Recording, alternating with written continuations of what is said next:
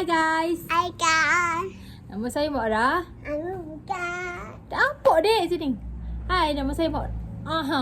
Dek. Ya, Mak. Adik kena duduk lain ni semua. Okey. Hai, nama saya Mak Ra. Hai kak. Adik dah lihat beke.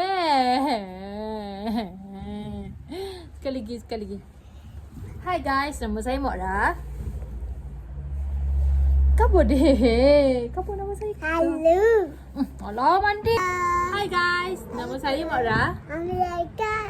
Hai, kita orang nak pergi Nak air. tinggi sikit dek. Nak apa? Nak air. Nak mandi. Bye. Bye. Nanti masa kita orang mandi, mak orang nak jadi polis. Adik nak jadi? Ada kau. Woohoo! Lepas tu tahu tak, hari ni kita orang tunggu baju mak orang beli, betul adik? Oh. Tapi duk nak atur sebabnya jarang jam, betul adik? Acak ah. Ah, yes. Esok. Esok dia akan atur. Abang Shopee akan mari. Gitu. Ya. Tak ada air. Apa abang nak ada? Ha, lepas tu Ayo. abang ada Tak tanya ada, dulu. tak ada. Jika apa nak bayar? Ya. Hai. Hi guys. Nama saya Mak Ra. Ayam dekat. Hai. Kita orang nak pergi mandi dah. Nak ayam. Ni tuala Mak Ra. Ayam kata ayam. Okey, tuala Danish dah bilik ayung. Ni Ni ayam. tuala Kak. Ni baju Mak Ra nak pakai lagi. Aduh kata ayam. Baju Mak Ra comel.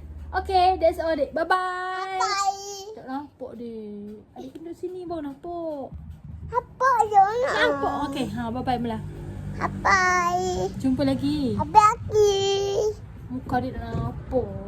Di sini, belakang sikit Okey. Belakang ni. Sini, okey. Situ. Halo guys. Jumpa lagi. Apa lagi? Bye. Bye. Tu kita tutup. Hi guys. Okay. Hari ni kita akan minum air ni. Okay. So Danish akan cuba. Danish senyum. Okay, sekejap Sekarang Danish pula rasa. Okay Danish. Okay.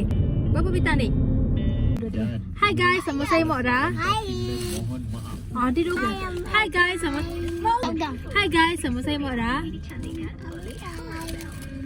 Hi guys, sama saya Mak Ra. Kak. Nama saya Mak Ra. Kita orang ada dekat. Ya, betul. Kita orang seronok sangat. Betul, Dik? Senyum, Dik. Okey, comel. Bye-bye. Jumpa. Okay.